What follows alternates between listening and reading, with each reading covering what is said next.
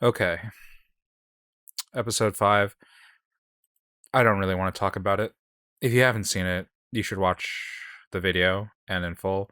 It discusses sensitive topics that emerge from this narrative, and yeah, I would just recommend watching it in whole. Okay, I'm gonna try and move on from that aspect of episode 5, and just see where the conclusion of this narrative takes us.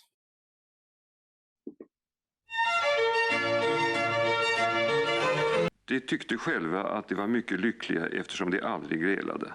Men plötsligt en dag förklarade Yeah, it's not the couple att han that träffat doesn't en annan quarrel that kvinna. stays together, but the Att han ville bryta couple upp that communicates with äktenskapet. each other.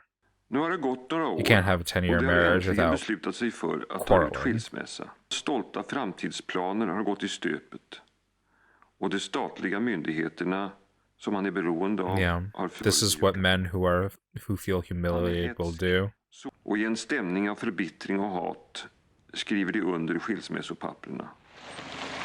I wasn't under the impression that I was hostile when they signed the papers. I was under the impression that they reached a tipping point in their relationship where they finally woke up to the reality, where they realized this isn't something that they wanted. And at least in that moment of lucidity, they both took action to try and separate themselves from this dynamic. I really, really don't hope this goes the way. I don't know. Because I can't see any other direction than this saying, like, ultimately, they're going to resolve their differences. Hej lilla vän. Hej. Hej mamma. Jo mamma, jag ska ju hälsa dig från flickorna. Vi satt och skulle titta upp till dig morgonen. Kan du tänka dig, Eva kom här i förrgår med sin pojkvän. Hade klänning på sig och riktigt en liten dag. Jag har svårare med Karin, men hon är också som en avbild av sin morfar. You just see these dynamics repeat over and over again. Har tänkt en del på vårt äktenskap. Särskilt nu när jag har suttit här med min fot. What have you thought? Att fundera. Vad har du kommit fram till då? Egentligen ingenting. Är det som förvånar mig? No conclusions about marriage. Sometimes you could just think about it, not reach any conclusions. I really, in some ways that'd be unsatisfying for an audience, but I really hope that's the resolution that this movie draws, that this series draws. That there's not really a summation of what a marriage is. Klart jag saknar honom, men jag känner mig egentligen inte mer ensam nu än när han lever. Mamma, hur hade ni det i sängen, du och pappa? Jag tyckte det var min skyldighet att ställa mig till förfogande. It's the opposite of what she had with her husband. Interesting discussion of duty. Och du? Jag? Hade du andra med? När Fredrik och jag hade förlovat oss. Men far och mor tyckte inte att jag skulle förhasta mig och så. Parents reinforcing the status quo. Så blev det som det blev. Har du aldrig hatat pappa? Jag menar, när ni gifte er så skrev ni ju på ett kontrakt helt i hans fördel. Har du aldrig hatat honom för den transaktionen? Jag undrar hur det skulle ha varit om vi hade varit förtroliga. Om vi hade talat ut med varandra om allt som kom förr. It's interesting. Even in the nominally happy marriages, there's still that kind of distance in communication. Yeah. And it's once again reinforced by parents. I mean, she has wishes for what their marriage could have been, but she's also kind of settled on, accepted what it was because it was familiar, because it was something that she knew day to day, even if it wasn't something that she wanted or that she loved. Nog är det besynnerligt att två människor kan leva tillsammans ett helt liv utan att beröra varandra. Ja, kanske är det jag menar. It's something that she could identify.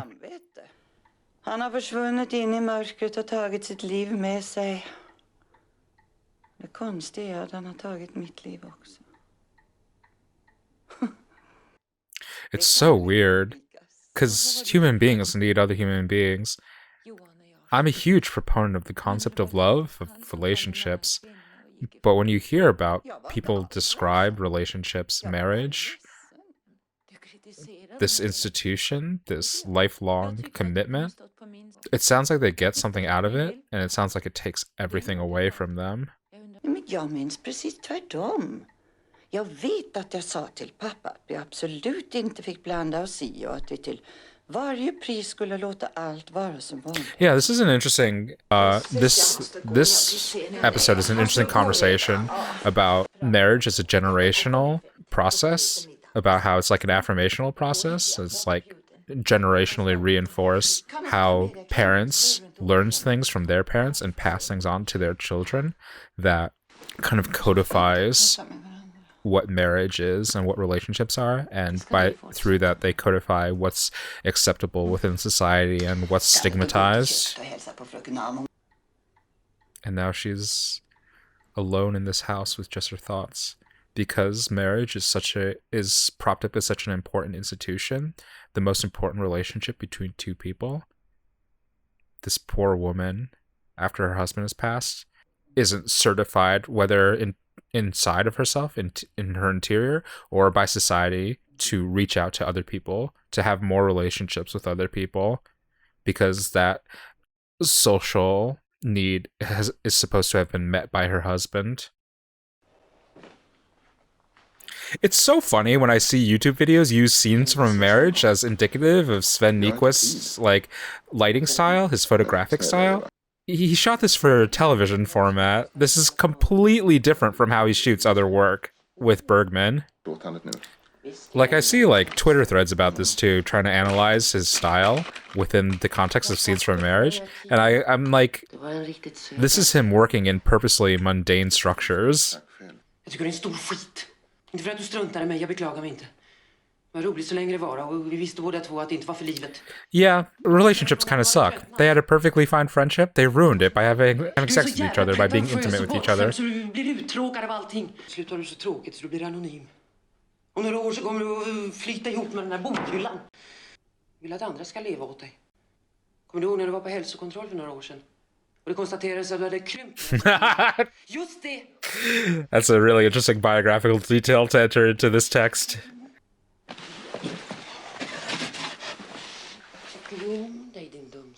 I don't get it. I really don't.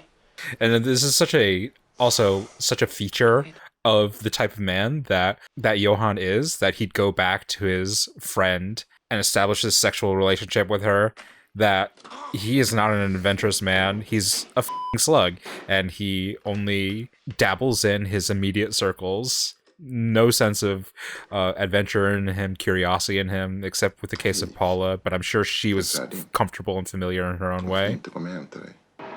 Yeah, people are just f***ing weird. I don't know what else to say about it. I usually, like, I don't know.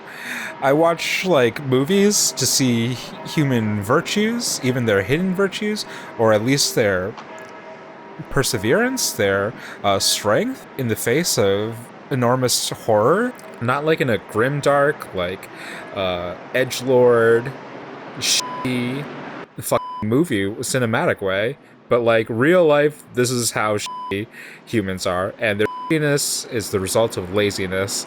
They just want to go with something that's familiar and comfortable for them. And that desire for homeostasis makes them capable of performing the grossest acts and perpetuating the stupidest decisions. This is the story of climate change. This is the story of the pandemic. This is a story of wars. This is a story of dying power structures, that human beings are just immensely lazy.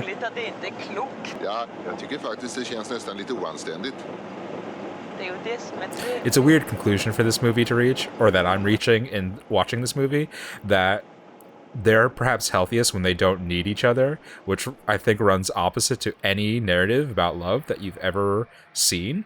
As long as they don't need each other, they won't make each other suffer. And so maybe they could just baby each other in private while they go off with their respective husbands and wives. If so, completely opposite conclusion to every other movie that's been about this subject. Att du skurkar sätter bilen i garaget. Annars får Erik syn på den och så ska han komma hit och hälsa på. Så Nightmare. These are nightmare people. Nightmare. Just as they left it. Nightmare. Jag är inte klok. Jag är ju nervös som om det vore första gången. Måste ha sett egendomligt. It's nice to be this up close to Liv Ullmann and to see her mustache hair. I'm not saying this to denigrate her. I'm saying this is real. She's so real for this. We should just accept things about our bodies. Jag blev också vansinnigt upphetsad. Det var nästan 2 år sedan jag hade sett. Nu firar vi 1-årsjubileum. Nej. Va? Vad menar du? It's our 12th, 13th. Vi firar 20 år. 20th, God. Playing out this shit 20 years. It's a mystery of humanity that you could be so connected to somebody that hurts you so much. Du, jag ringer dig i en lite delikat sak. Du är ensam, jag menar kan man tala ostört? They started another conspiracy. Fredrik, du skulle inte kunna låna ut din fiskarstuga till mig över helgen, inte? Du, och sen säger du ingenting till Birgit, va? This movie is the opposite of Brief Encounter. Nej. Ja, blond. Tack ska du ha, och hälsa Birgit. Nej, det kan du förresten låta bli. Ja, det blir bara missförstånd. Give my love to Birgit while we establish this conspiracy among men to lie to women, and women form the same confederacy with each other to lie to men.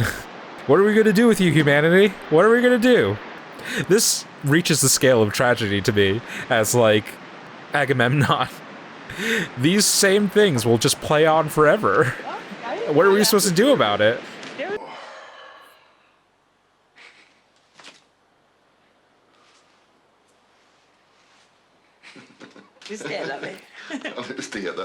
And again, just like a different snapshot of their relationship in the way that they've seated in relation to each other.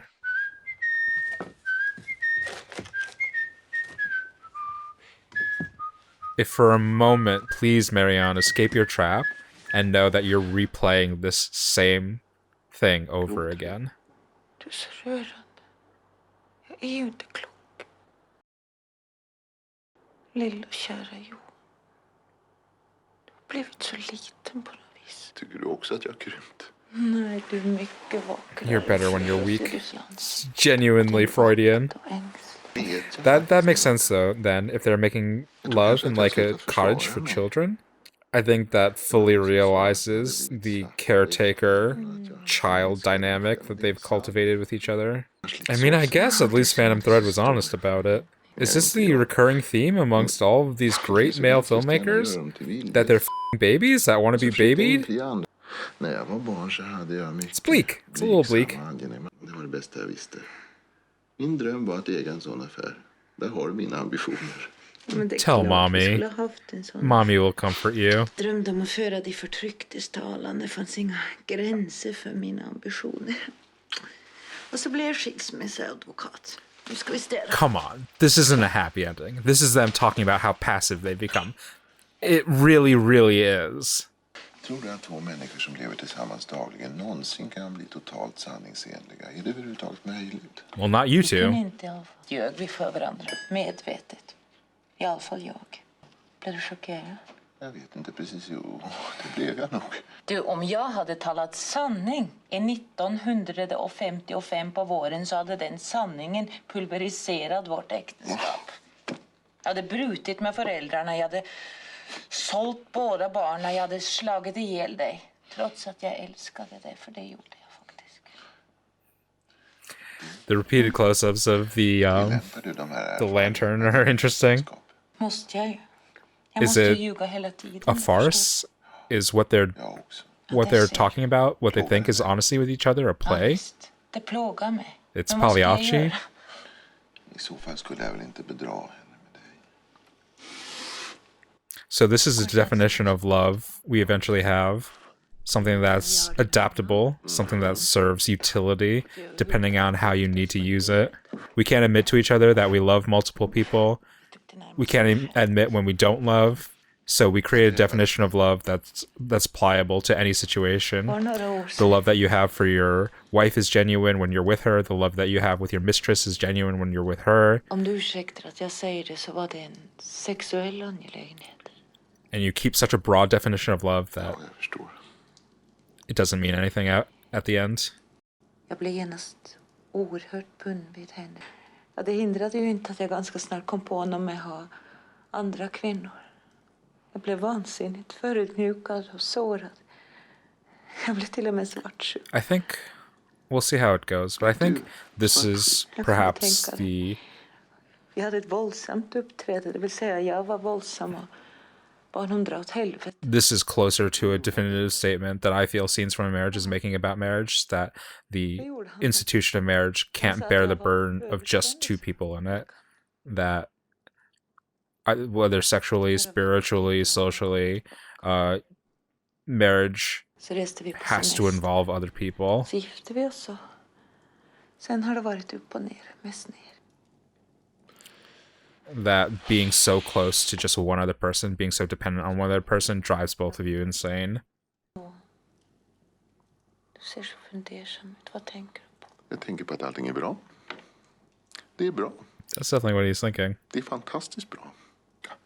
So Jag is tror jag bryr mig om dina orgasmer med den där förbannade blodtryckaren och munnen.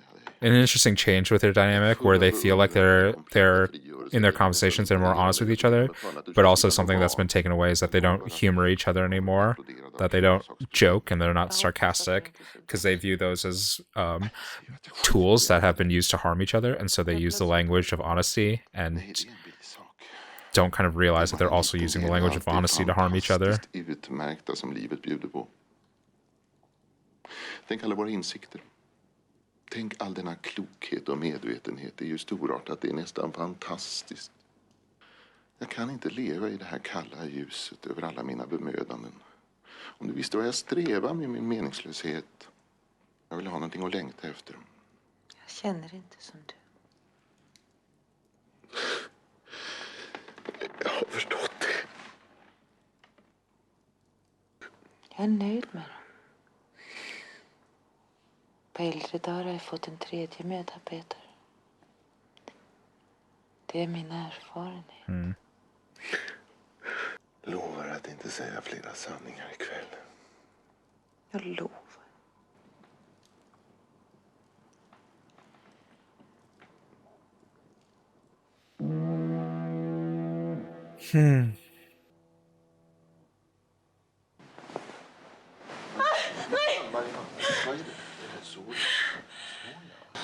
You wake up 20 years later and you find yourself in the same bed with this man.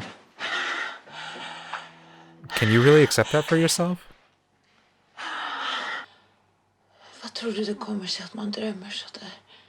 Jag håller på att bli sjuk. Flickorna har just varit förkylda. Nu ska vi se att det snart känns bättre. This is an interesting play at their dynamic. I wonder if this is something that, like, Marianne is doing unconsciously, seeing if Johan's capable of caring for her. Vi ska över en farlig väg eller något sånt. Like attending Jag her. vill att du och flickorna ska ta min hand så vi kan hålla i varandra. Så går det inte.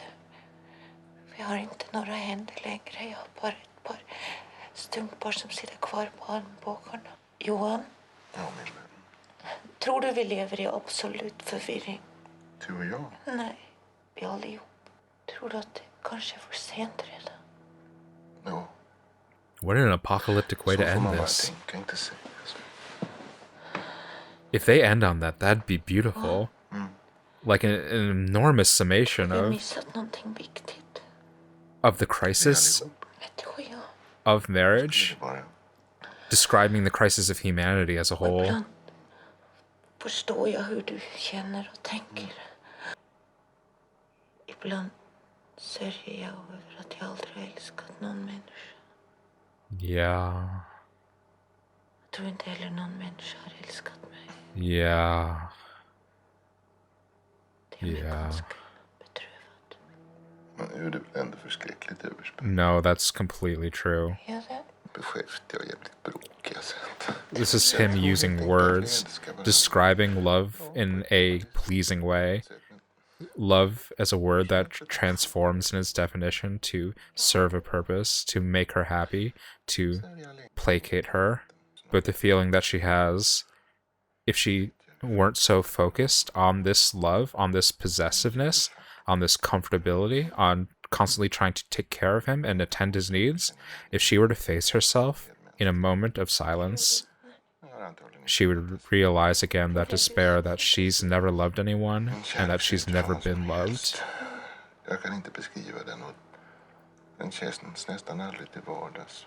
Vi ska inte tjata om saken för då dunstar kärleken av. This is so crucial that these two have needed to communicate with each other, and they keep on reaching this block where they decide, let's not talk anymore. Maybe there's a kind of love or a relationship that requires like physical intimacy, or that requires a non-verbal intimacy. That describes a kind of love or a kind of relationship I do understand, but their problems are so deeply entrenched with them not being able to communicate with each other that I don't think what's being described here is a love that doesn't need words, that shouldn't be described.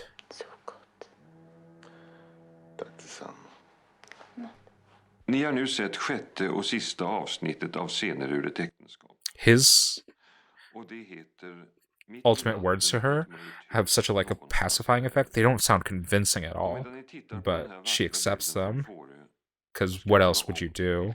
Do you have to face the daily despair of not knowing anyone else, not being loved by anyone else, not loving anyone else? I think this is fundamentally expressing a different story than what other love or romance movies would have you believe, like movies that are about the difficulties of relationship and the difficulties of marriage.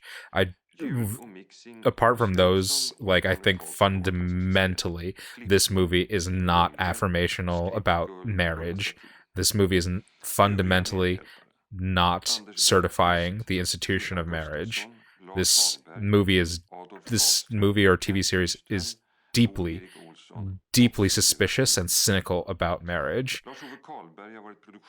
And regardless of what you think about these two people's relationship, they function outside of marriage in the end.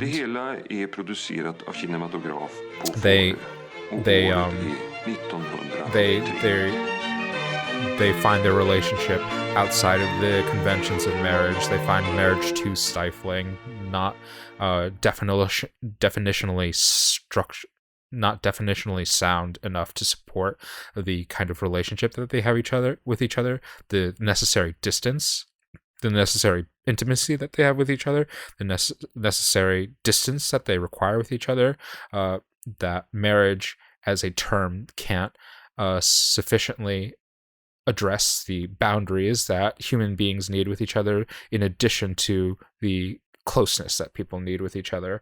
I think romance movies, as in aggregate, tend to conflate marriage with relationships and come up with a lot of kind of logical inconsistencies as a result. I think this movie, while also portraying their relationship as not a good thing, is apart from that, and in addition to that, very much portraying marriage as not a good thing.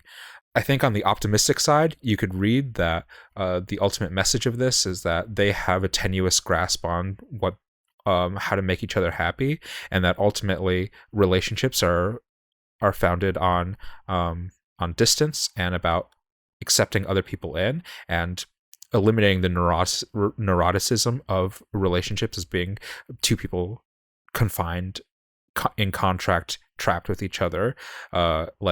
If you take this as like a polyamorous story, or in a community story, really, it's about how these two people find that their relationship with each other functions best when they have other people in their lives, when they are able to have time with their children, or have time with their wives, or have time with their husbands and friends and parents, and ultimately marriage as a binary institution is just too strict, and so they need to get rid of it.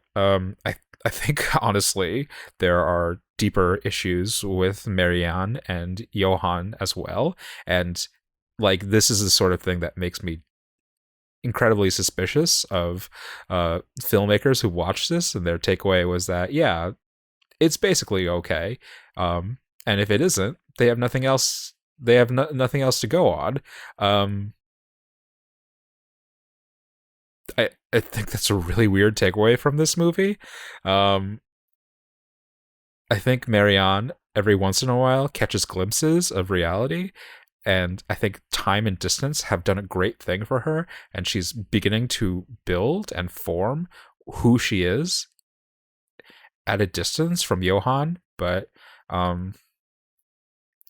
there's that temptation every once in a while to fall back on what's familiar, and the desire to always fall back on the familiar is what prevents us from finding out what's true.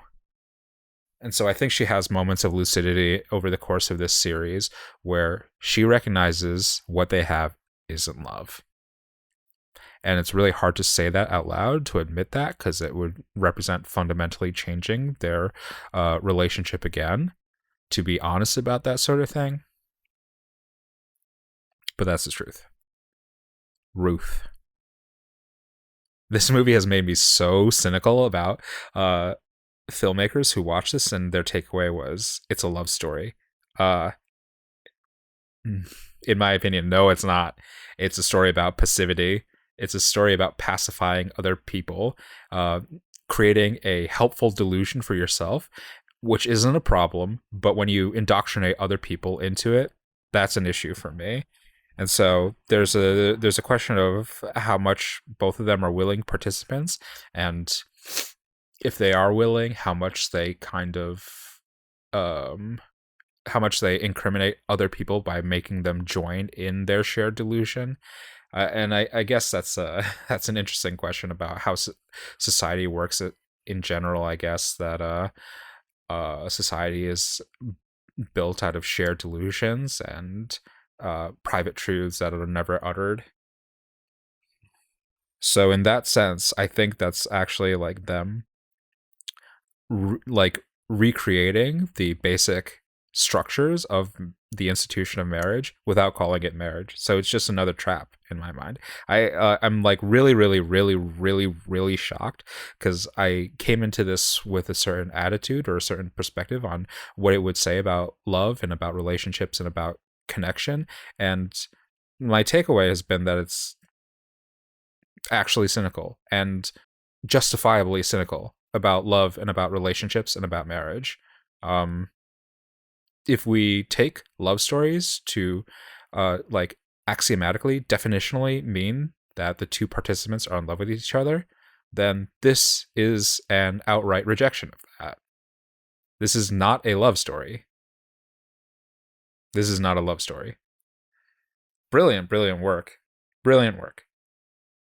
A lot to think about, a lot to mull over, a lot to carry on into my next relationship, I suppose. Brilliant, brilliant, brilliant work. Roger Ebert called it one of the truest, most luminous love stories ever made. Roger, what are you doing?